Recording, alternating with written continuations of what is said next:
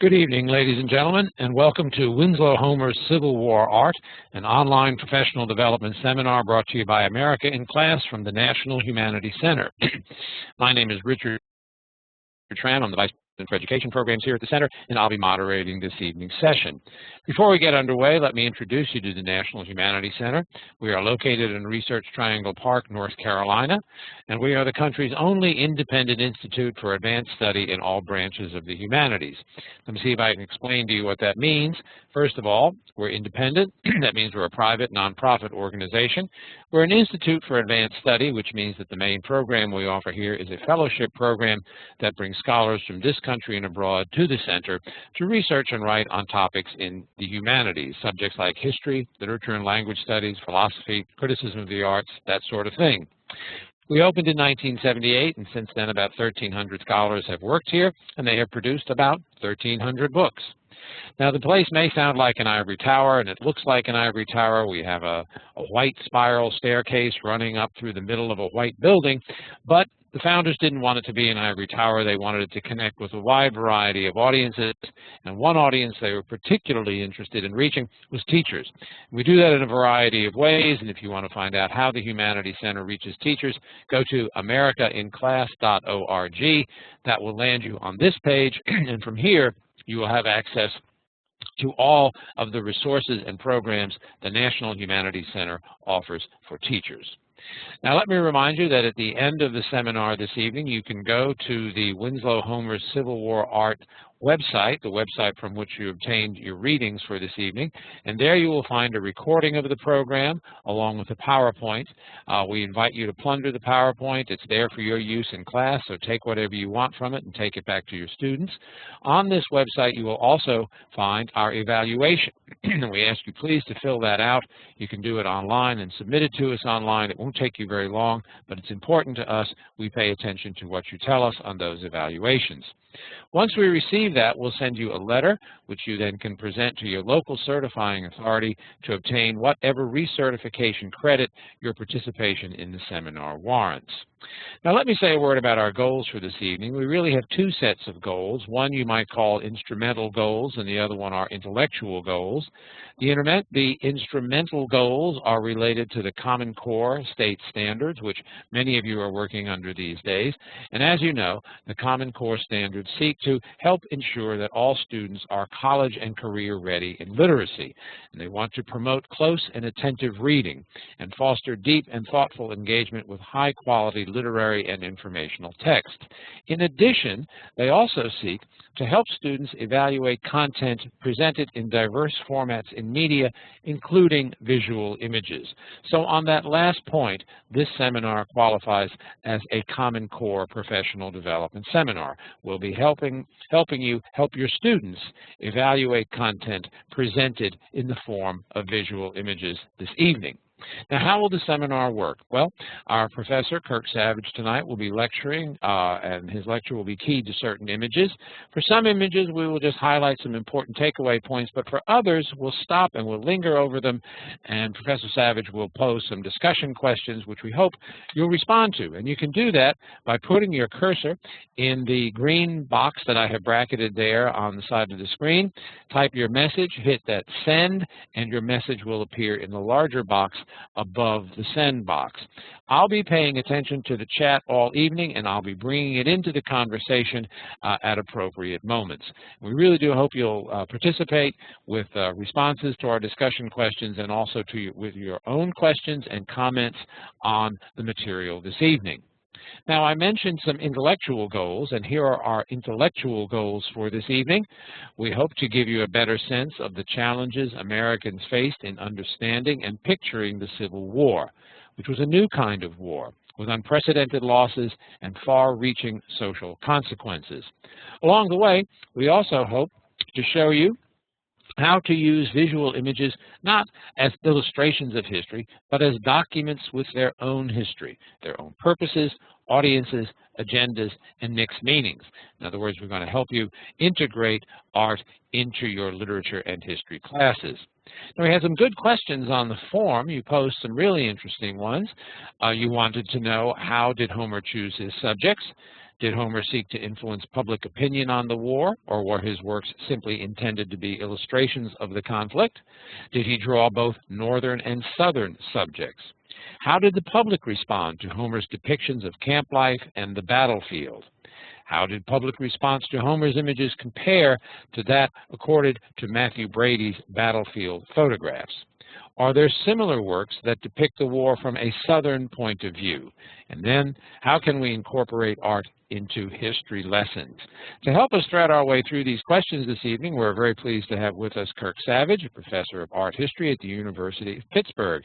He's written widely on 19th century artistic culture. One of his books, a really excellent one, Standing Soldiers, Kneeling Slaves, Race, War, and Monuments in 19th Century America, we used here for a seminar several years ago, and I can highly recommend that. So let me turn the program over now to Kirk, who will take us through Winslow Homer's Civil War art. Kirk, it's all yours. Okay, thank you. Thank you, Richard, and I'm hoping everyone can hear me just fine. Let us know if you can't. And I'm very happy to be here with you for the next hour and a half or so. We have a lot of material and a lot of really interesting images to look at, which I think will work well in your classes. And we're not going to be able to do justice to all of them by any means, but I think I'm hoping to help you give you some ideas about how to integrate this material into your own teaching. Now, the other thing I wanted to mention is that we are all teachers here, and because you're teachers, you know that we sometimes blow off course. So I'd like you to help me.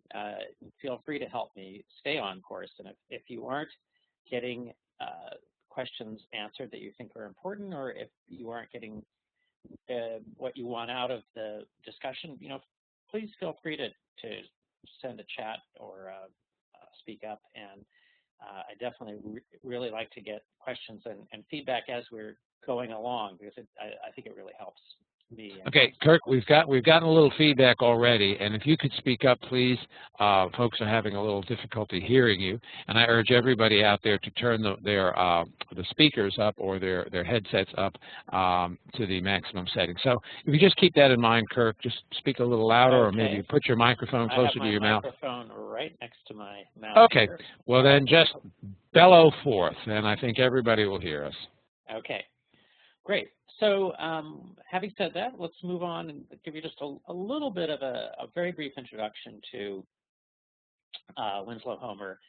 You can read for yourself on this slide, but really the key points are that he really began his career as an illustrator for Harper's Weekly, and he transitioned into fine art later, really during the mid-1860s.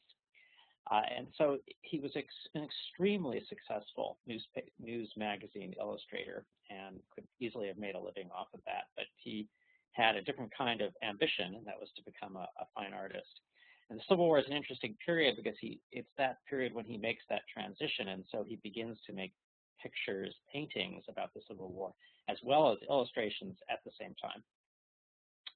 And we're going to talk about those images, but we're also going to talk a little bit about his images that he made later on, paintings that he made 10 years afterwards of African Americans at the end of Reconstruction, a very interesting series of works that he did that's really pretty much unique in American art of that time. So the seminar is divided into 4 parts. We're going to be talking first about the battlefield, the war itself. We'll go on and talk a little bit about the home front, because he actually created a lot of images for Harper's about the home front. Part 3 is the African American experience, which is, again, another very interesting thread in his work from the early 1860s, the way in which he represents African Americans. Multiple images, and it changes over time. And finally, we're going to talk about the aftermath and his representations of the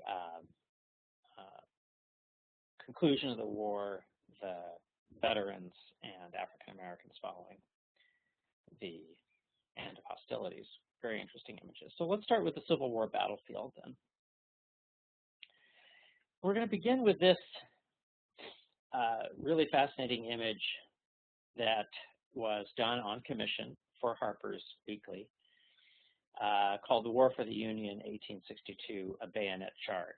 there's a text in Harper's that we included in the course packet for you that describes the image or what was intended here in Homer's image.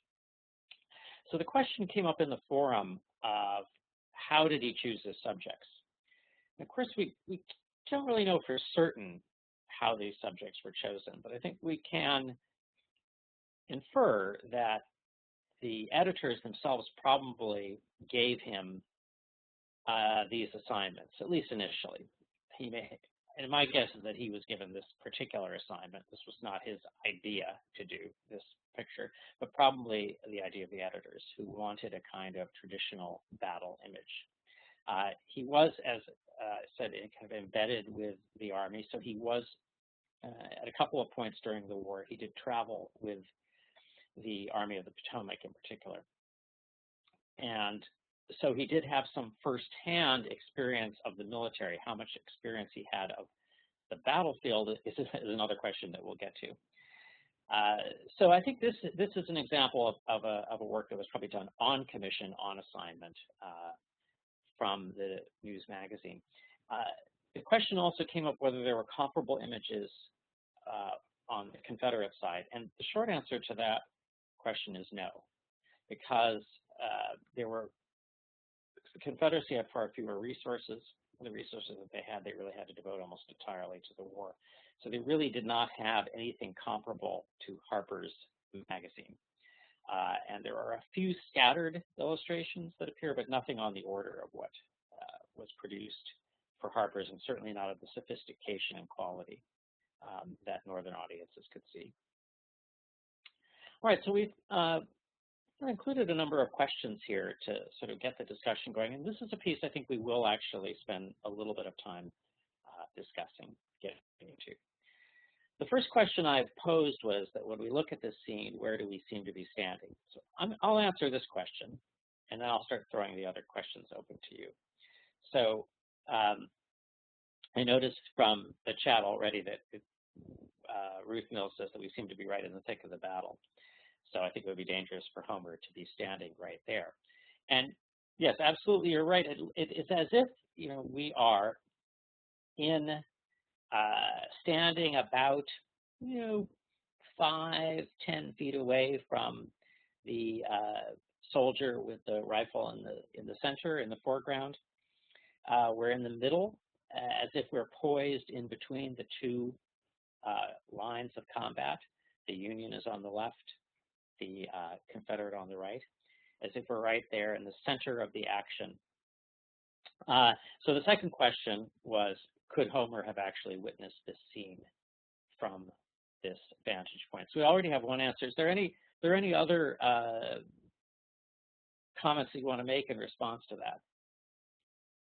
Okay, we have one person saying, "No way, he couldn't have witnessed it from right there."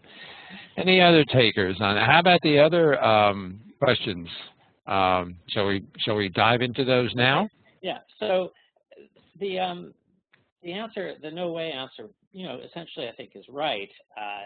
That he would not have been allowed to get this close to the battle. He certainly would have been putting his life in mortal danger if he had. So it's clear, and we know actually from what we do know about illustrators at the battlefield, they position themselves quite a long distance away from the action. Okay. So the other question, how is the image organized?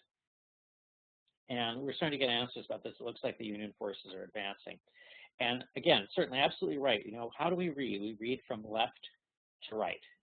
And this image moves from left to right. And the Union forces are on the left, and they're advancing towards the right. They're arrayed in these kind of diagonal lines. Gives the image a kind of dynamism when it's done that way. But it also gives the sense of a kind of onrushing movement when it's organized this way. And you'll notice that the Union forces occupy about 75, 80, 85% of the image. And the Confederate forces are literally crowded into the right edge of the picture, as if they're actually being literally driven out of the picture frame. And so that is, in a way, a metaphor for what's happening in the battle. They're being driven off the battlefield. They're being obviously defeated by the onrushing Union troops. We also have the observation here that most of the Confederate forces are really in shadow. Again, that use of light and shadow, I think that's a good comment. That's something that illustrators, we're talking about black and white illustration here, particularly because, you know, they couldn't in this medium, they could not reproduce in color. So light and dark is extremely important, and the Union forces tend to be here in the center left of the image are bathed in light. The Confederates are in shadow. Kirk, do we know, is this a depiction of any particular battle? Yes, we'll see from the, this is from the Peninsular Campaign in 1862. So what's really ironic about this is when McClellan, you know, landed on the Virginia Peninsula, and the idea was that he was going to work his way to Richmond, take Richmond, and end the war.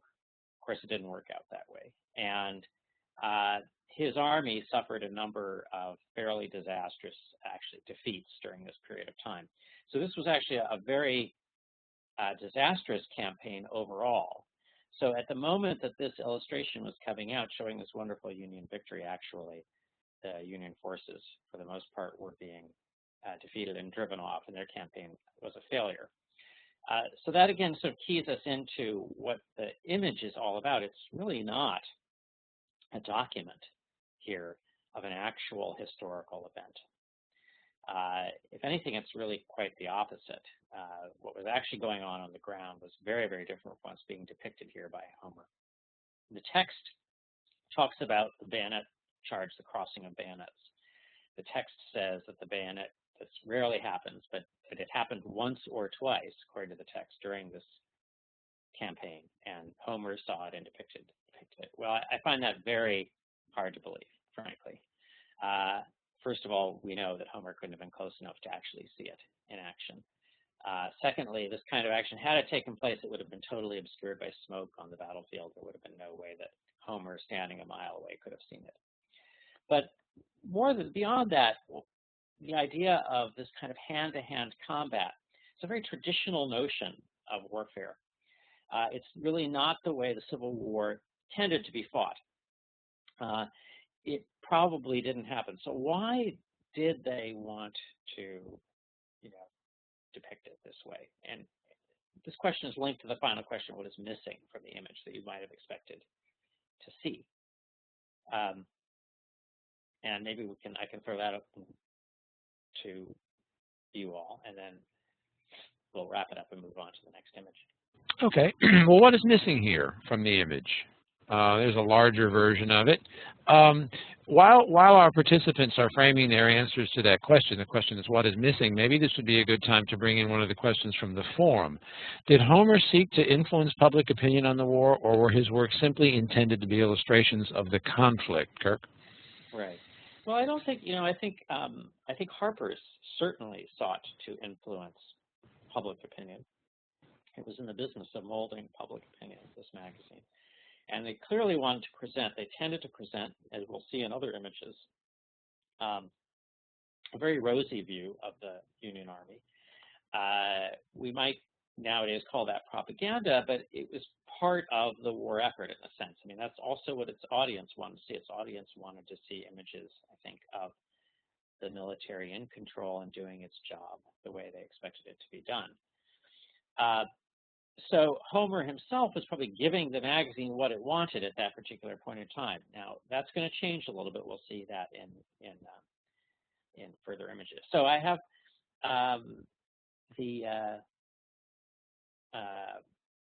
in the chat here, it says that the smoke is missing. Clearly, obviously, yes, that's a very important point. In fact, we actually see way too much in this image than we should if it was actually a documentary image of the battlefield. It's also way too understandable. It's way too clear. The action is way too clear. most soldiers' experience of battle was that it was a very disorienting experience. It was hard, surveying the battlefield, it was hard to know actually what was going on at any one time. So the confusion, the smoke, all of that kind of stuff is missing from the image.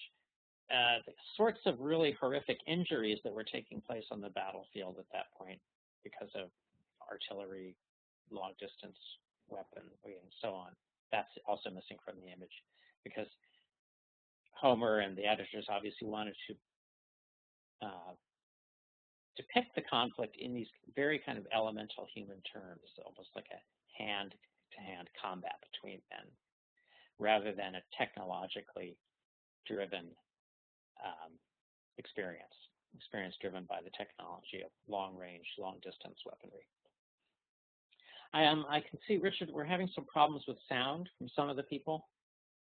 Yes, one of our participants is. I don't know if anyone else is, but maybe my colleague Karen will try to help Ruth solve her sound problems. Everyone else seems to be hearing us, so let's hope Ruth gets her audio problems taken care of very quickly. Okay, great. Well, so let's move on to the next image, which is actually appeared in the very same issue of the magazine, The Surgeon at Work, which at the rear during an engagement. And here I asked the same kind of question: could Homer have witnessed this scene? And I think that the answer to this is that he might have witnessed such a scene. This is the kind of thing that he probably did actually have eyewitness access to, unlike the battlefield itself, the front. This is the rear, and that's where he was probably located. Now, whether he would have seen this kind of scene, how much he actually invented this kind of scene is a different kind of question. And in fact, this image, like the one that we just saw, is very, I think, consciously organized to give a certain impression of the Union Army. So on the one hand, I think it does kind of reflect some of the realities of the Union Army. This was a conflict in which battlefield medicine was professionalized really for the first time. But it was done in a kind of very trial and error process, and it certainly wasn't done by our most accounts of the process, not in this incredibly organized way that it appears in the image, which is a little bit unrealistic, to say the least. So how the image is organized, we can see again that there's a fairly clear storyline going on here. It's a little bit clearer if you look at the image. There's a kind of ambulance being driven by horses in the background. There's wounded people being brought in from the rear, from various parts of the image. They're being tended here on the right and the left by surgeons and medical personnel. The guy in the center, sitting in the center, Richard and I were talking about this before the course got started, but it's a little hard to tell what's going on, but he actually appears to be a surgeon with a scalpel in his hand, carrying a pack that is being unloaded and organized. So supplies are being brought. It's the image is really emphasizing medical organization and the way in which the wounded troops on the battlefield are being properly taken care of. Now, I asked what is missing, and we're missing women. And yes, there were nurses on the battlefield. There certainly were, not only in hospitals, but there were nurses on the battlefield as well. And we'll be seeing images of women later in the seminar. But clearly, this is an all-male scene, and that's not exactly the way it always went down. And the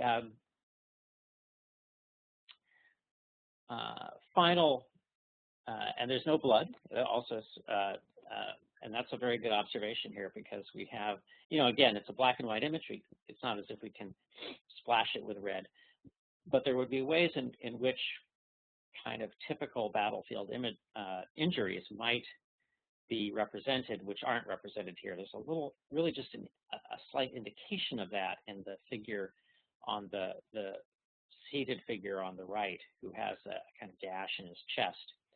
But it's very understated, and we won't really see what's wrong with the person on the left. So this is, again, I think it's pretty clear that this image is being made for particular reasons, and it's being made really in order to reassure the public that, and particularly those people who had sons, fathers, brothers, so on, who were in the Union Army, that they were being properly taken care of. If you've read any literature about Civil War injury and death, you know that this was a huge, huge issue because so many men were mobilized in this war. So many were injured. So many were lost and killed. And that families back home had very inadequate information about what was going on the battlefield. It's not like today at all. And I think when you teach this material in your classroom, I think there are ways in which you can really draw very interesting comparisons between what we take for granted today and what was going on then. This was a time period, for example, when soldiers didn't wear dog tags. They weren't, if they died on the battlefield, they were often unidentified and buried in mass graves, that kind of thing. So all this was going on, and there were just a lot of anxieties and fears about what was happening to the men and their family members, what was happening to them out in the battlefield. And this kind of image is a very reassuring image. And a lot of Harper's images were like that. Kirk, maybe this would be a good moment to bring in that question about public response to Homer's images compared to the response accorded to Matthew Brady's battlefield photographs. Early in the war, 1862, this is the way people back on the home front are seeing the battlefield. When did Brady's images make their way back to the home front? That was 1863, right? Well, it started in late 1862, so here we are in the summer of 1862. Now, at that point, there are no battlefield photographs that have been taken or seen, and it's not until Antietam in September that Brady's team actually got to the battlefield on time in order to be able to make images of battlefield corpses. And those were then exhibited in New York City in the following month, in October of 1862. So that was a game changer for the public in a lot of ways. Now, having said that, it's very difficult for us as historians and visual historians to know how many people saw these images, how many people saw the photographs. They were, in fact, marketed very, very widely in fairly inexpensive formats. So they were probably eventually seen by a lot of people, not immediately, but probably by the mid to late war. Probably most people, or certainly maybe a lot of people, had seen some pretty gruesome images of photographs. How they responded is very difficult to know because there isn't really much written about that. Yeah. How people responded to the Harper's images is also very difficult to know because, again, there is very little commentary about the images from the time period. So we're a little bit at a disadvantage there in trying to understand how much impact these images actually had. We have an interesting question here about using these images to foster enlistments. Now, this is before the era of the enlistment. Well, we actually did have enlistment posters in the Civil War, come to think of it, but these weren't intended. These weren't intended to encourage people to join the Army, were they? The Harper's illustrations. Well, not directly, but I think that indirectly, yes. I think that they could have. They were part of the, general kind of climate of imagery out there that presented the war in a certain light. So that made it, I think, easier for people, for young men, to imagine themselves in the conflict and imagine themselves behaving heroically. We look at the going back to the original image that we started with. this is a very seductive image in a certain way. You know, it's about men who kind of prove their heroism in hand-to-hand combat. We're going to see a little bit later images in which heroism is really questioned. And so, but this kind of image certainly, I think, would have captivated, you know, a young man, a teenager of that period of time. This is the kind of idea of warfare that he had from probably already going into the war, and he would soon, you know, find it very, very outdated once he actually got into it. And you know, to have images like this where which show proper medical care on the battlefield, it, you know, creates an image. It creates a general image of warfare as a well organized and kind of heroic arena, right? And so I think it probably did help with recruitment in a certain sense. Okay. All right. We've got about an hour, so shall we move on? So we'll move on more quickly. So here's an image that is, in a sense, the opposite of what we just saw, the image of the organized medical delivery of medical care on the battlefield. This is a horrific image by Thomas Nast of a battlefield that has been taken by the Confederates. They won the battle, and they take possession of the battlefield. What does that mean? That means that they are in charge of burying the Union dead, and that's what they're doing now. They're dumping them into mass graves and picking the pockets. See, we'll get a little bit of a closer view, but you really should have to go back to the Harpers to see this really, really well. I mean, they're rifling through the pockets of the Union dead and stealing their possessions. And it's a very ghoulish kind of image. And of course, at night in the moonlight, it's got almost a kind of hellish quality about it. And so why was this shown? You know, why was this kind of scene represented?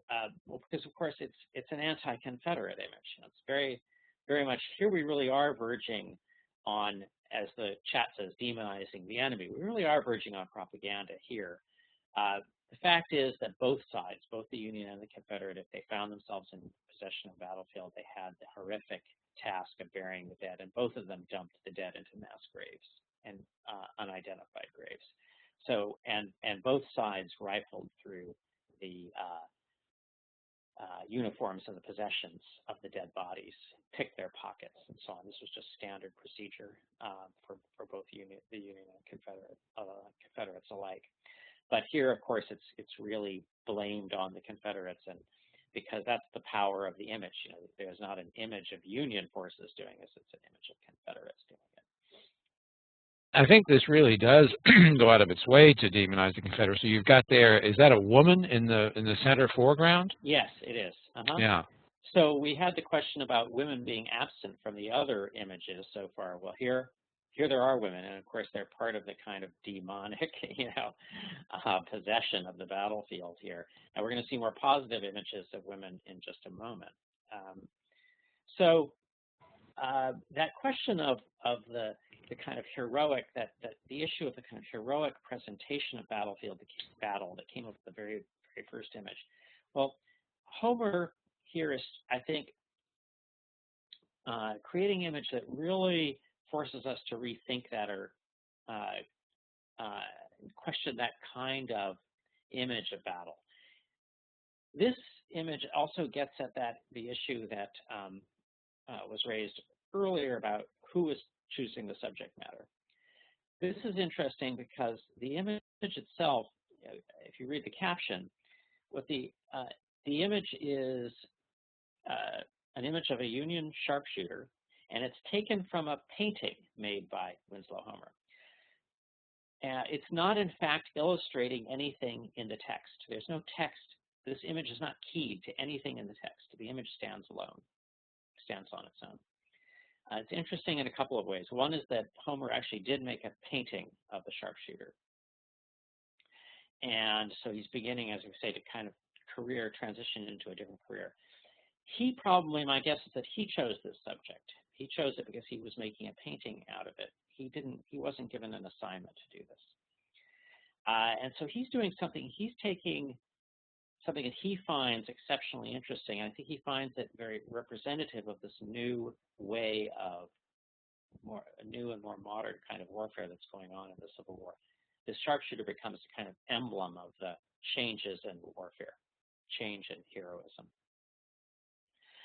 Sharpshooters, in fact, were very controversial figures during the war because they were many people, both on the Union and the Confederate side, thought that they were murderers. They didn't obey the kind of standard protocols of warfare. What they did is they would get up in trees like this, and they would shoot people not while a battle, necessarily even while a battle was going on, but in between battles. They would shoot people who were from the opposing side, who were going out to, say, get a drink of water or something like that. And they tended to be hated even by their own forces, by their own men. There's lots of talk about that during the war. They created a situation in which really battle was never ending. Even when the large-scale battle ended, there was always this kind of tension as long as the two sides were within shooting range of one another. And this weapon had an enormous range, up to 400 yards, could shoot accurately. You see it has a sight on it. The guy's actually looking through a sight and poised, keeping his body as still as possible. Now, some questions here. How does it compare to the traditional image of soldiering, the bayonet charge? I think we've talked about that a little bit. What are the key differences? Does the picture have a point of view? And perhaps most interestingly, does it make him look heroic or sinister? And I think this is really, I deliberately framed this question because this is a question that really doesn't have a clear answer. I think a good argument, this would be a kind of interesting question to pose to your students because it could be argued one way or the other. And I'm interested in hearing some of what your reactions are to that. Well, we've gotten some comments already. People have noted that it is a sinister photograph, and it is not heroic at all. People have noted that the sharpshooter's face is in shadow, and it's largely obscured, that he is really a professional soldier, an expert, who is, while not heroic, nonetheless very practical and determined in what he's doing. So there's really, you don't have that emotional content that we had in the first image. The skill of stealth, one person writes. Definitely a sinister picture. Some folks have commented on the canteen, and they're suggesting that its placement may not be just for practicality so that he can reach his water, but it may also be up there to show him which way the wind is blowing so that he can take that into consideration for his shot. Has anybody ever commented on that, Kirk? No, I think that's a great idea. Yeah. I think it's kind of interesting too because to me it looks a little bit like a target, and this round circle there. It's an interesting shape in the image. It really sticks out, and it's interesting that people key in on it. It really does have. It's very conspicuous in the image. Yeah. So the comments that are being made here, I think, are very interesting. There is, I think, what people are really emphasizing and drawing attention to is one, the kind of professionalism of the soldier. So there is a sense in which there is a kind of, valor. He's being valorized for his skill, his ability to keep his body absolutely still and to kind of merge himself with his weapon. So he almost becomes the gun is almost like an extension of his body. At the same time, it's that is in itself a kind of sinister image of the face, the obscuring of the face. And this is not an image of the citizen soldier, the way in which the Civil War was fought primarily by volunteers, not people who were drafted, primarily by what they thought of as citizen soldiers, ordinary men and boys who volunteered to fight in the war. They weren't trained soldiers. This is a guy who's obviously, it's all about training. It's all about his ability to use a highly specialized tool. And so, and it's a long-distance weapon. The long-distance weapon was the critical element, what really changed the tactics of the Civil War and made it such a deadly conflict. You mentioned earlier that soldiers on both sides thought the sharpshooters, some of them thought the sharpshooters were murderers. We have a participant here who's noted that Homer himself was of that opinion, and he did indeed write that at one point, yes, didn't he? He did, in fact, do that. And so I think he was very, so this gets to the issue of why did he choose the subject? I think he was very interested in the psychology of that, of somebody engaged in a practice that in a way was murderous, that did not follow the normal kind of moral logic of warfare. But how did he do it? How did he bring himself to do it? How did he train himself to do it? How did he discipline himself to do it? And he's very interested in this soldier as somebody who disciplines himself to do what was really thought to be a very nasty business. And I think that was what really attracted him to the image. So now here's something then that's very different from the kind of typical sort of, rah-rah Union booster kind of image that appeared in Harper's magazine. So we begin to see, in a way, that Harper's, probably the reason it's publishing the image in the first place is that it is having to readjust to these new realities because people are talking about them, people are considering them, thinking about them. And if they don't do it, they're just out of touch. Okay, well, shall we move on then, Kirk? Yes. Finally, last image from the battlefield that we'll just talk about real briefly is, again, a painting that he devised himself. In some ways, it could almost be imagined as an illustration in Harper's magazine. But again, he's interested in, I think, particularly in the psychology of this moment. This is basically what the narrative is. It takes place in the Confederate trenches. So clearly he's imagining this. He never had any access to the Confederate trench. This is at Petersburg, which the war by this time had kind of evolved into a very modern, almost World War I-like trench warfare, a long-term siege that took place over weeks and months. And where the men, instead of being engaged in that kind of glorious hand-to-hand combat we saw in the first image, they're actually just sitting doing nothing in trenches for most of the time. And this one fellow cracks, right? He sort of loses it, can't stand it anymore, jumps up on top of the trench and dares the other side, the Union side, to fire at him. And of course they are obliging, and we see the two puffs, little puffs of smoke you can see on the left-hand side of this image here in this detail. Puffs of smoke from sharpshooter rifles, in fact, aimed at him. So we can expect that this is the moment, what we're seeing here is the moment just before he's going to be shot down, cut down to size. And it's an interesting image, again, kind of like the sharpshooter image. It's interesting and ironic in a number of ways because he is sort of looks like a hero, right? He looks almost like a statue on a pedestal here framed against the sky in the background. But we know that he's going to be shot down and dumped into the trench in just a couple of seconds. And this was, again, something that afflicted this kind of psychological torture, in a sense, that the soldier had to go through, afflicted both sides. I think it was a little bit easier for Homer to depict it as a Confederate,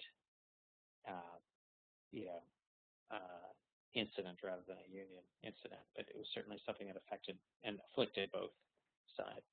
And then there's the question of the black banjo figure, why he includes that, and that's going to be a transition to sort of our unit later on. But in a way, this soldier standing on top of the rampart here is kind of, in a way, dancing to the tune of the black banjo player, which again is a further level of irony here. Is the black banjo player included there, do you think, to help underscore the unheroicness of the lack of heroism of the guy standing on the parapet? Well, it's hard to know. You know, I think that's possible. I think there are a number of things that it does. First of all, it also helps identify it as the Confederate side, that they would have this black banjo player in there. It also does link the Confederates to slavery. Homer was, from New England and was more or less an abolitionist. We'll get to that in a little bit. But it does actually, as some of the comments have said here, it really does underline the fact that slavery is at issue here also. All right, well, we probably should move on. Since we're almost halfway through already, and we are only 1/4 of the way through the images. We'll move on and go a little more quickly from this point on. There's some, the home front, there's some very interesting images that Homer did. Again, almost certainly on assignment, suggested by the editors, I would assume. This image of a cartridge making factory, a munitions factory that shows both women and men at work here. And I raised the question about what it tells us about war mobilization, about gender roles. And again, I think here there's a documentary aspect to this, but there's also another aspect, a persuasive aspect to the image. The documentary aspect of it is that, according to the magazine, according to the text that I gave you, women's work and men's work was in fact segregated in these factories. And so the text will tell you that what the men are doing in the lower half of the images is that they are loading the powder into the cartridges. The women in the upper half of the images are loading the bullets into the cartridges. And I don't know why the labor was divided that way, if there was a kind of rationale for it. I assume that the rationale was that the job of putting the powder in was considered more dangerous. But you can also see that it has a lot to do with, I think, again, the sense of normal kind of, this is obviously an abnormal activity for women to be involved in. So how does it made more normal? Well, first of all, by segregating the genders. Also by emphasizing that, that the women are under male supervision. You can see that with the figure of the man on the right of the image who's standing. He seems to be pointing and directing their work. The men down below are not under supervision. They are independent. They're more autonomous. So we see that there are kind of ways in which Homer is organizing the image in order to emphasize the fact that even though women are engaged in this extraordinary activity of working outside the home and making weapons, they are conforming. It's a reassuring image that tells us that they're conforming to kind of traditional notions of masculinity and femininity. Right, and that is, Samuel mentions that here, that the women are overseen by a soldier, whereas the men are working without somebody in charge. And I think that's a very important, very, very important point, the autonomy of the men versus the women having to be directed by a male kind of foreman. Now, what these probably do, in a sense, probably do reflect reality in some way, but also Homer is very good at organizing the image to make these things really clear and to help persuade us that the world is not, in fact, going topsy-turvy, and that society as we know it is still able to function in a more or less traditional way.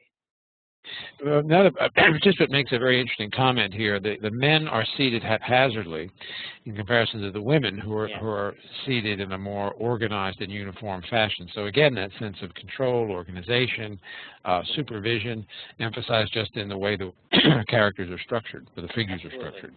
Absolutely, and you really, even just the pairing of the two images, so you can see that, you can compare them in the same frame, really allows you, as a viewer of the image, allows you to make those connections. You see right away there's a real difference between the way the men are working and the way the women are working, the way the men are organized, the way the women are organized. So This image is one called News from the War. It's one of Homer's most famous illustrations. It's a really fantastic image. It's got about 6 things going on in it. We could spend our entire seminar just talking about this one image. And there's an interesting text that goes along with it. It's the question of why the phenomenon of news. This is, in a way, a very self-referential image because it's a news magazine illustrating news, the idea of news. So it's really illustrating itself in a way, which makes it even more interesting. But there's a wide variety of things going on, a wide variety of ways in which news is shown to be passed on. Some of it through reading, some of it through direct report, some of it through gossip, and so on. And then in the center, the woman here is getting the news from a letter, and head is bent down, and clearly she's gotten the news of a death.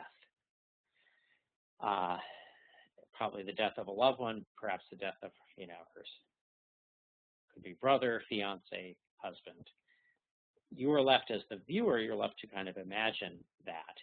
And I think that's part of the power of this image, and particularly that vignette, is that you can project your own story or the story of your own friends or family member into this picture. Clearly, again, I think an interesting thing to mention here is that obviously Harper's is having to respond at this point. This is, a year into the war. There have been already a lot of casualties. Harper's has to respond to that because that's the reality of the situation. That's what's actually happening out there. It's got to make some kind of acknowledgement of the fact that there are many, many losses taking place in the war, and come to grips with it in some way. And this kind of sentimental grieving is something that actually a lot of people were going through, and it's being represented in a particular way. And you could talk about that, the way in which it is represented. While it's very tragic and sad, it's also in a certain sense conforms to our expectations and norms of how people ought to behave when they receive this kind of news. Could you comment on how different this war was in terms of getting news from the battlefields? I mean, now the telegraph, the news got back to the home front, at least in the north, very, very quickly. Is that right? Right. Quicker than before. So news did get back more quickly than before, and I think it's a little hard for us. From our perspective, it was still, slow, incredibly slow and unreliable. From their perspective, it was faster than ever before, but it was news could still be very, very unreliable. I mean, there are all kinds of stories of people who sat down, read the newspaper, and saw the name of their loved one listed as a fatality in the newspaper, and then it turns out he shows up later alive, or vice versa. So news was also in many ways unreliable, slow and unreliable. But certainly it was much faster than it had ever been before, and it was much more a kind of daily presence. The news was a daily presence in people's lives. Okay. Well, shall we move ahead then? We'll move ahead. Okay. So then here is an extremely interesting image of women and the war. Some of it is in the hospital, near the battlefield. Some of it is on the home, really strictly speaking, on the home front. The stuff going on in the top center, where women are making uniforms and darning socks to making clothes and that kind of thing. And down below we have women tending to injured or dying men, and we have a nurse here in the lower right who is taking dictation, a letter for a man who is sending news home. We have a comment coming in, which is interesting, that they're depicted as having much more authority than they did in the factory image. And you're absolutely right. Here they're really given active roles. They're not simply just taking direction from a male supervisor, but they're engaged in their own work. Now, of course, this is more women's work. The work in the weapons factory was more traditionally men's work, and this is traditionally women's work, caring for the sick, darning socks, and so on and so forth. So it fits in again to more kind of society norms about what men and women were supposed to do. But it does indicate that they are out there. They're getting out there into the world and into public roles in a way that they hadn't before. And it is a change, and it will have important consequences after the war as well. And it clearly was a very, very important part of the experience of the ordinary soldier at the time. Homer himself, I threw this in as an example because it's clearly based on the image that we see in his Harper's illustration, but this was a standalone image that he had, a lithograph that was made by one of the top lithography companies in the United States at that time, Louis Prang out of Boston. And so this was an example of an object that would have been sold, it would have been mass marketed and sold in many, many hundreds or perhaps even thousands of copies. So it was a moneymaker for Homer and for the lithographer. So clearly they chose this particular image because they thought it would really resonate, it would have an audience, and people would actually buy it. You can see it's more elaborate. We're in the hospital. We see an amputee in the background, in addition to the wounded man in the foreground. And one thing that's so interesting about a lot of these images of caring for the sick is that the men are the ones in the image who have, in a sense, lost their agency, their ability to act, in a heroic or even to take action at all because they've lost limbs or they've gotten sick, they're bedridden. And it's the woman in the center, the nurse, who is the one who is taking action, who is actually taking dictation here, writing the letter to send it to the loved one, and so on. So we have a kind of role reversal going on there, which is very interesting, and how Homer depicts it, the way in which he depicts it is really interesting. And how he does that. We have a question about whether or not Homer signed his prints or his lithographs. We saw his name in the Charpshooter. Is that an H in the lower left-hand corner of this image? I think it is, but I'm not sure. I noticed that myself. But I think it is. I mean, certainly the lithographer wanted people to know that this image was made by Winslow Homer because he already had a reputation as an illustrator at that time. So did he would the public have known that he was doing those illustrations in Harper's? Did he sign those? I mean, he signed his paintings, his oil paintings, of course, but what about the illustrations? The captions did identify the artist. Right, okay. Okay, so they were identified. All right, good. Shall we move ahead then?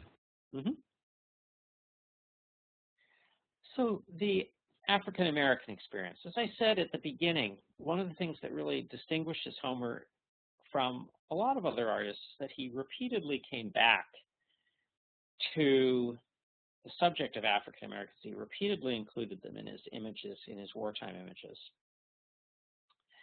Again, now at one level, this is just a reflection of what was happening on the ground, because those of you, your history teachers, African Americans were escaping slavery. They were streaming into Union camps.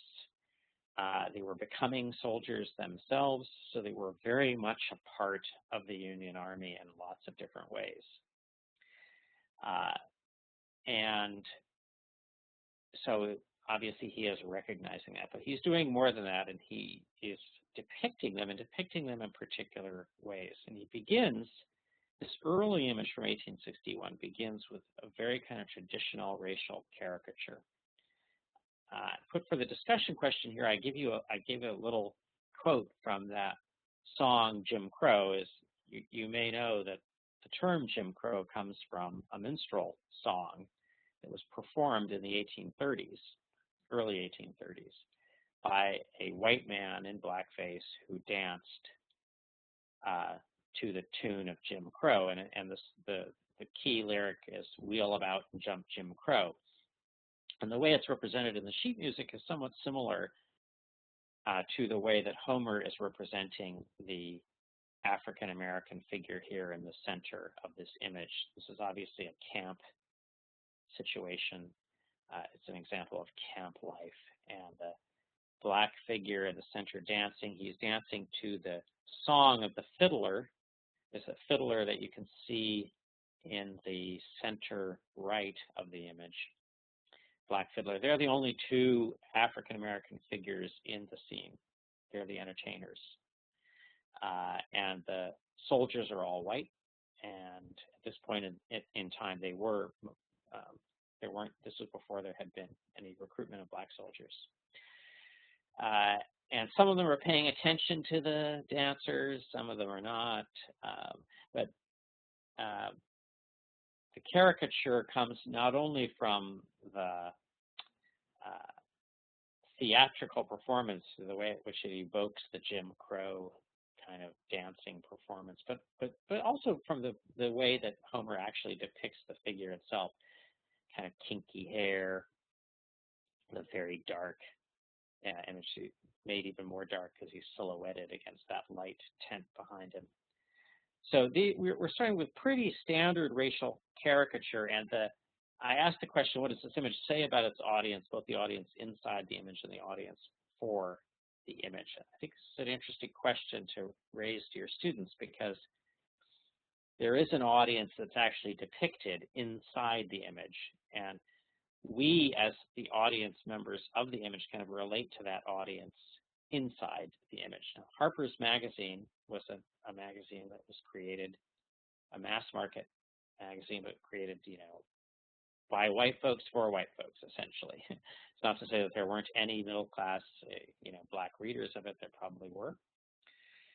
But it was a mainstream kind of periodical, and the default was white readership. So they would have been looking at this image almost as the way that they would have been looking at a minstrel performance at that time. It fits very much into their ideas, kind of traditional ideas about what the roles of African Americans were. Says nothing about them as, being escaped slaves or anything like that. So, and there was a tradition of this going on. This was going on in Harper's, by other artists were doing things like this, even much worse images. And I give you this example here, the Alfred Watt image of the Teamsters duel. There's text that goes along with it, and it's really a really awful image in so many ways, because here they are whipping themselves. They're using the instruments of kind of white oppression on each other. They're doing it. They've had an argument, and they're doing it, and it's very highly amusing to the white soldiers around them. Homer never went that far, and in fact, he started to move very much in the opposite direction. Now, one more of these kind of images. This is an interesting one in that it's, again, probably on assignment. A shell in the rebel trenches.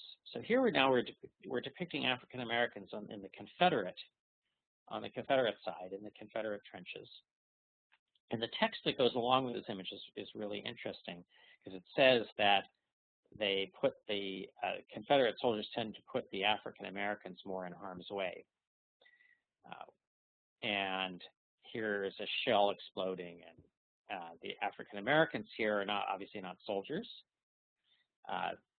They are being used, slave laborers, presumably being used to build fortifications. Okay, so Kirk, if I could ask about that last image, do you know if he gave them these titles or if Harper's did? Because that shell in the rebel trenches, if that's supposed to be a rebel trench, he's making a kind of ironic comment on that. I mean, who's manning the rebel trenches? What does this tell us about the Confederacy? So did he title these illustrations, or did the editors? Well, again, it's a little hard to know, but I would assume that the editors did. That they, everything that we know about the process is that they gave their illustrators an assignment, and the illustrators came back with a sketch. The sketch was then turned into a wood engraving by a kind of army of skilled artisans working actually out of the building in Harper's in New York. The editorial was taken care of by different people. The text was taken care of by different people. So I'm assuming that, it was kind of a division of labor, and that the words came from the editors. Okay. The artists. We have a question here. Was Homer allowed access to the rebel trenches? And the answer to that, as we already mentioned, was no. Well, absolutely no. He wouldn't have been there. So this is completely made up. This is a complete figment of his imagination, right? This is totally made up by him. And so this is an excellent example of an image that he just dreamed up out of his own head. And so again, it's very much, it's created, organized, carried out in such a way to make a point. And Richard's point about it is interesting. Most of the people in the image are African Americans. There's an irony there. There's one white guy there on the left who is, in a sense, taking cover while the others are, subject to this fire from the other side. He's clearly the overseer for this work party. And so it's almost like the relations of slavery here are really being depicted in this, and the cruelty of slavery is really what's being depicted here. Okay, so now here we're moving again to a painting.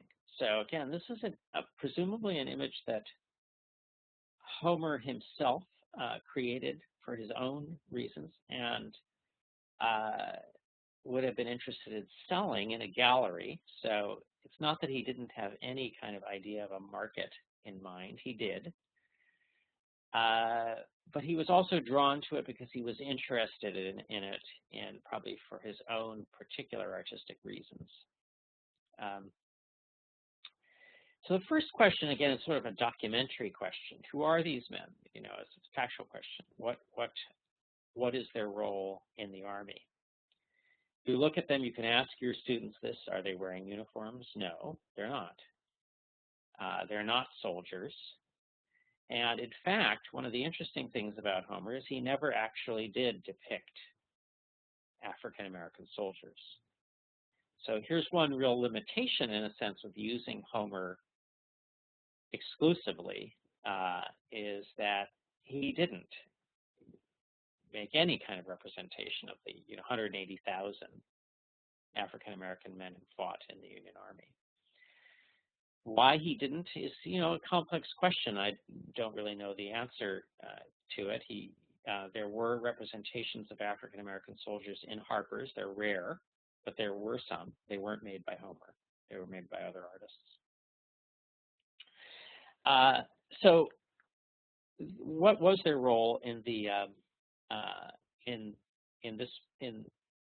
what was the role of these men here in this army? Well, they were clearly teamsters. They drove wagons, and you make that connection. How do you make that connection? Because you see the wagons in the background. So it's clear that Homer is telling us to make that connection. He's indicating that by putting them close together. One there in the background, the men are in the foreground, but they're resting here. And now, black men did have a pretty large role in the Union Army as teamsters, as men who drove these supply wagons, and it was very well known at the time. And so this was something that a lot of everyone would have known about. They would have, at this period of time, in the mid 1860s, probably anybody looking at this painting would have instantly recognized them as teamsters. I have some questions here about just where this picture was made. Now, this is clearly a Civil War picture on the Eastern Front. Okay, so did Homer ever make his way to the Western Front out in Mississippi, around that area, or was he pretty well restricted to the east? Not that I know of. I don't think I don't think so. So I don't. I'm not an expert in camp tense by any means. I know I see, the idea, it does kind of look like a teepee in a certain way, but I think it probably was a kind of typical construction. It looks like it's been marked on, which probably happened at the time too. I can imagine soldiers had time on their hands, or teamsters had time on their hands. They probably, threw on or did whatever. So now here, why the title The Bright Side? Titles of paintings are a little tricky because Richard asked about who titled the Harper's illustrations. Who titled a painting is even more difficult a question to answer. I think it's likely that Homer was involved in the titling of the painting, but we don't know that for sure. Typically, where we've come across the titles of paintings is the first time that they happen to be publicized. If they are exhibited in a gallery somewhere, they're given a title. So the title could be given by someone else other than the artist. So I'm adding a few caveats for you, just so that you know that the title is an issue. But this title is particularly rich, I think, and it really does kind of refer to the image and the way the image is organized. The bright side is obviously the bright side of this tent in a certain literal way. The sun is hitting the tent, and it's creating this very bold contrast between the dark skin of the teamsters and the kind of ivory white of the tent. So you have this light-dark contrast. It also has a metaphorical meaning. The bright side of a war, people are kind of getting at this, right? The idea of the men at leisure. This is not the grim side of war. This is the more happy side of war. But it also could even be referring to emancipation, the bright side of the war being the emancipation of the slaves, the final outcome of the conflict. And this painting was painted in 1865. It was painted when that was already, in a sense, settled. And that outcome was by then clear. And here, Homer is kind of moving away from the outright caricature that we saw earlier. And these are actually much more sensitively observed, studies of African American men. Really an interesting picture. And since we're running a long time, I want to make sure we have some time to look at this one. This one is a painting that's really worth looking at very closely and having you spend some more time with it on your own, because it's, again, one of those situations kind of like the Charpshooter image, where he's really interested in the psychology of the scene and the psychology of the main character. The main character is this woman, presumably a slave woman. How do we know that? In the background, what's happening is that there are men marching with a Confederate flag with Union prisoners. The title of the painting, Near Andersonville, it comes actually from an early newspaper article where this title appeared. So we know that that's an authentic title, authentic to that time period, whether Homer chose that title or not. So what we're seeing here is we're actually seeing a scene. He's imagining a scene in the South, in Confederate territory. The Confederates are taking Union prisoners to Andersonville, which of course was the most notorious Confederate prison camp, Confederate-run prison camp for Union prisoners. Most notorious in the South. Lots and lots of Union men died there because of poor sanitation, poor food, and so on. But she's obviously the center of the image and the real subject of the image. And there's these interesting contrasts of light and dark, both in her clothing, both in the fact that she's on a threshold, she's standing in a doorway, which suggests the idea of a threshold from one space to another or from one world to another. She's kind of, in a sense, on the threshold of emancipation, because this is clearly late in the war that this is being represented. And soon she will actually be emancipated. And she's reflecting, presumably, on the plight of those Union soldiers who are fighting now for her liberation. It's a very interesting image, and it's interesting to compare to the bright side because some similar things are going on in this painting, though this is a more comic sense painting. It's a lighter painting. This is a more tragic, a darker painting. But you can see some of the same, he's got some of the same interests in both, same interests in thresholds and contrasts of light and dark in the kind of the metaphorical possibilities of that moment. Okay. So we've got about 15 minutes left. I wanted to have enough time to quickly go through these final images and then maybe throw it open to any further questions. The four paintings that I'm going to end with are all enormously famous images. They're all paintings that he made, again, that Homer himself devised. They're not illustrations. Some of them were quite large. They were, clearly made as easel paintings for sale. And by this point in time, he's really beginning to establish himself and his career as a painter. They're all wonderful images. Again, we read this left to right. Prisoners from the front. This is a group of Confederate prisoners, 4 of them, with a Union guard and a Union officer, kind of facing off against each other. The way in which the two central protagonists, the Confederate in the front and the Union officer, the Confederate officer and the Union officer kind of face off against each other with similar body language. It's really interesting. They're both really posed as gentlemen in a sense, kind of socially equivalent characters, proud, both proud, right? And they're very different from the two characters behind them who are clearly lower class, probably ordinary privates, one old, one young.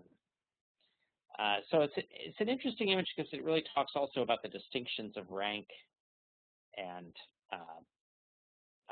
social class that were very much active in the military at that time.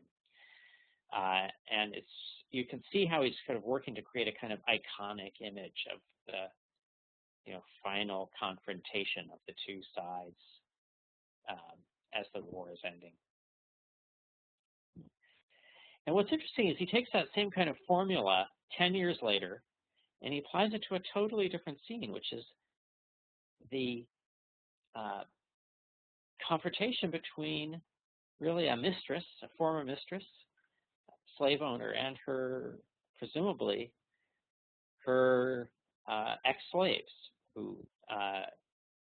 and you can see all these cues are created by the costume, what their clothes that they're wearing, and so on, but also the title. The title keys us to the narrative that's going on here. It was made 11 years after the end of the war, near the end of Reconstruction. It's an interesting image because these are, what it recalls is the old idea, the old world of slavery, but now changed, transformed because the women, the black women in the picture are no longer slaves that don't have to obey the authority, unquestionably the authority of the white mistress.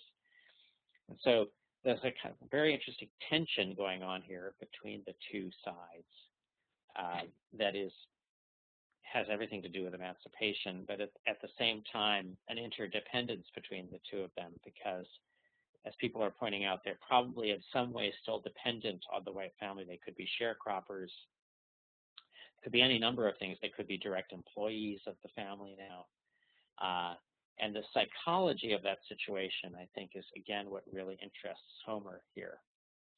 I think you could, with your students, you could really explore that by looking at the body language, the position of the people in the picture, their gazes, how they look at each other, and so on.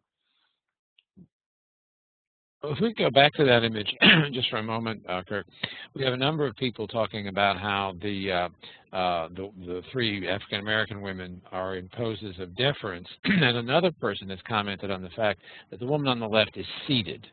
How significant is that she is seated in the presence of this white lady, her former mistress? Well, I don't know because, so here, yes, she is seated, but one thing that's so striking is the standing figure of the woman in the center, the black woman in the center. And I don't see her as in a deferential posture at all. I mean, she's very erect and vertical. She's a strong, really kind of a bulky, person. Yeah. She's really seems to be holding her own there. She's, and if we compare this to the kind of servile images of African Americans in slavery that were much more common at that period of time, it's very strikingly different. She's also at the same height as the white woman. Right. So they're equivalent in that way. She's not kneeling. She's not below her. She's not in any obvious way indicating a position of subservience to her. Mm-hmm. The seated woman, she is different. We don't know what's going on there. It's a little difficult to know why she's seated. There could be a reason. In the narrative, it also creates variety. The fact that she's seated and they're standing. It also could be a variety of reactions that Homer is trying to depict. Some who are more subservient, or some who are less. Yeah, people have noted that the two African American women who are standing are making direct eye contact with the mistress, and that's probably something that would not have happened, 12, 13 years before. Right. And yes, they are, and it's not fleeting eye contact either. It's That's right. Prolonged, holding the gaze of each other. Mm-hmm. So again, it's there's a kind of power in that, a kind of defiance in that. Right. And another participant asked, what is the white woman holding? She seems to have something in her hand that hangs down. It's got that red streak on it. Is that like a purse? Yeah. Hold on. Let me just check. It's.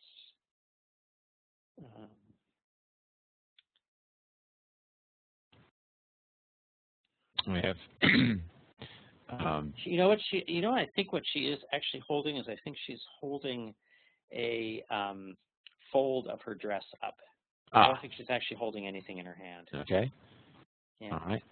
Another participant has noted that the child in the middle there looks to be less than 10 years old. So this is a child born to freedom. Right. Absolutely. Never been a slave.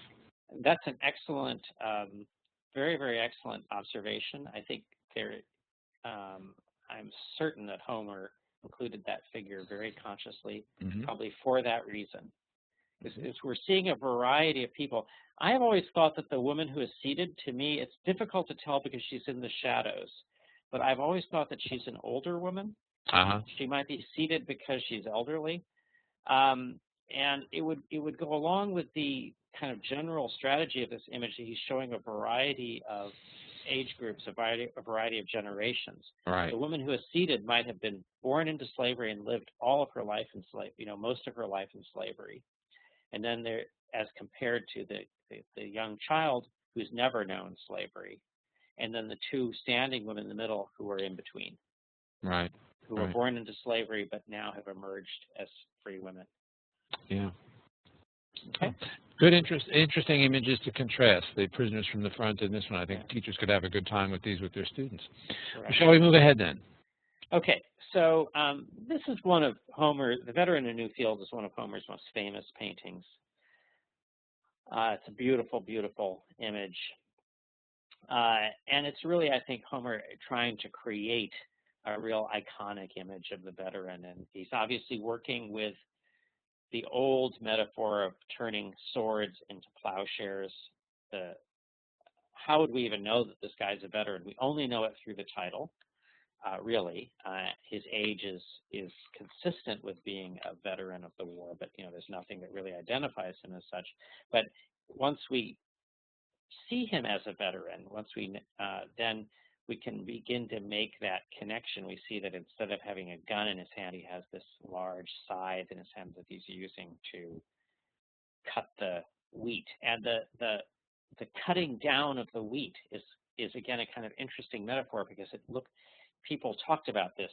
It's like cutting down the sheaves of wheat. The stalks of wheat is like cutting down soldiers on a battlefield. Sometimes that very metaphor would be used on the battlefield, the way in which men were cut down like stalks in the field. So that that metaphor is, I think he's very consciously evoking that metaphor, but here, of course, it's being directed towards peace and peaceful pursuit of the reestablishment of, peaceful life. It's now agriculture and no longer violence. And the whole rhythm of the image, it's a kind of a slow, the sense of time here, this is a sweep of the side that's slow rather than chaotic and fast. And people are talking about the death, the reaper images, and I think that's also part of the richness of the metaphor, that the idea of death as the grim reaper here is being turned into the reaper of corn, of food.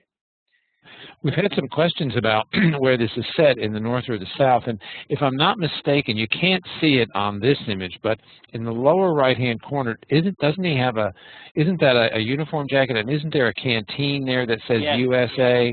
So that would further identify him as a veteran, and a northern veteran at that, right? Right, and you're absolutely right, and thanks for correcting me on that, because that is very important here to that. Yes, this would be a northern veteran, a Union veteran. Right. Okay, so there's some confusion about that.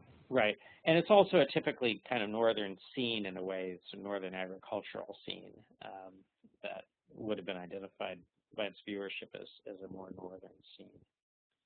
Yeah, and the question of his having his back turned toward us, would that suggest that he's now, given over the war, now turning to more private, more inward concerns, more domestic concerns? Right. And I think so, very, very much so. And it also, again, it makes for kind of an interesting psychology, because we see him, he doesn't see us. He's totally absorbed in his own activity. He doesn't recognize us as part of the outside world.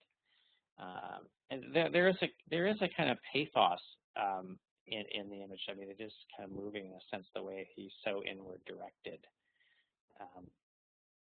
And so, anyway, thanks, Richard, for pointing out the cues that are put into the image that allow us to decipher the narrative. I should say that Homer was good at that, because that's what he had to do in illustrations. He had to put those kinds of cues in to make them clear. And finally, this image of cotton pickers, again from 1876. This is one of that series of images that I mentioned of kind of black life in the South during Reconstruction, towards the end of Reconstruction, that Homer made. And this one, again, is a very poignant image. You can talk about this as a different kind of image of labor. And here they are, not turned with their backs to us, but actually turned with their fronts toward us. They're not making eye contact with us. She's looking out over the horizon as if she's sort of scanning, looking to, reflecting on her present and her future. The woman on the right. And the difference between the two of them is very interesting, the difference in their body language and gaze and so on. It's very communicative. I think you could have students talk more about that. It's so interesting because if any of you know anything about cotton picking, it was terrible, backbreaking, difficult work. And they're not really actively engaged in it in that sense. They're almost as if pausing in the middle of their work. They're clearly laborers. They're not farming their own farm. They're laborers probably for a white farm owner. It's a very large cotton farm. My great-great-grandfather ran a cotton farm in Alabama, so I know he had black labor from time to time engaged in this kind of labor. So it's an image that's meant to reflect on, I think, the complex reality of black labor 10 years after the Civil War. What have they achieved? How different is their life, in fact, than it was under slavery? And these are the kinds of questions that are posed, and I think that Homer is very deliberately posing. It's not like there's an answer to the image. There's an answer to those questions, but he's posing them here. Right, we have a very interesting comment here comparing this image to the veteran in a new field. The veteran is looking, he's trying to put things behind him, so he is turned away from us. These young women are looking toward the future. Right. They're anticipating a brighter future. They're much younger than the women in the Visit from the Old Mistress, too. It's an interesting point. Right. Right. So again, they may have been born under slavery, but they wouldn't have been reared under it, really. Mm-hmm. And it's interesting, the image here is not really an image of work. I mean, they're not working. They're, as you would see at any depiction of slaves in a cotton field, they'd be bent over pulling those cotton bolls out. Right. Yeah, because this was very, very difficult work, and no, they're not really engaged in it. So it is quite interesting that way. Mm-hmm. And a person notes here, he's not really documenting. This is more, he's making a more psychological and political, can we say political point here as well? Yes, I think so. Though, again, I don't think there's any easy interpretation or answer to this. I think it's more, I think he really is posing a question for us, in a sense. He's asking the question, how much has life changed for these women? Right. Yeah, yeah. And one participant notes that they're carrying burdens, but they don't seem to be having much trouble carrying those burdens. Those aren't as heavy as they might have been in slavery times. Right. Yeah, or they're not as heavy as they would have actually been in reality by the time they filled those bags. Oh, yeah. Yeah. They would have been stooped. No doubt about it. And another point that a participant noted, the fields are empty. They're the only two people in the fields. What would you make of that, Kirk? Right. Well, again, I think this gets to the point where it's not really a very, it's not really a documentary image. Again, the field would have been much more full of people had this been a real kind of cotton picking scene. But the reason I think he does that is that he really wants us to focus on the psychology of these characters. He doesn't want us to see this, to start getting distracted by all these other people in the image and other details. Okay. Well, ladies and gentlemen, we have come to the end of our seminar. Let me ask if there are any other questions or comments before we wrap things up this evening. And while we're waiting for those comments, Kirk, let me thank you very much for giving us a really interesting seminar. These are some of my most my favorite images here, and I always learn something when I listen to you talk about them. So thank you very much. Thank you. And ladies and gentlemen, we want to remind you to please use the forum to continue the discussion. If you have any fresh approaches or questions, send them up to us on the forum. We'll monitor the forum until January 4th, and we'll pass those questions and comments on to Kirk, and we'll get back in touch with you. You folks are interested in the Civil War, obviously, so let me tell you about our next seminar. It'll be on December 11th, starting at 7 p.m. It's going to be the Civil War in Global Context. It should be a really interesting seminar, and let me urge you to check out our spring schedule. It is now available on our AmericaInClass.org, our America in Class seminars. So check on that. I think you'll find some really interesting seminars that we have set up for the spring. I want to thank all of you for your intelligent and active participation this evening. You guys make these seminars really successful. So thank you very much. And ladies and gentlemen, I hope you will join us again soon for another seminar. In the meantime, good evening.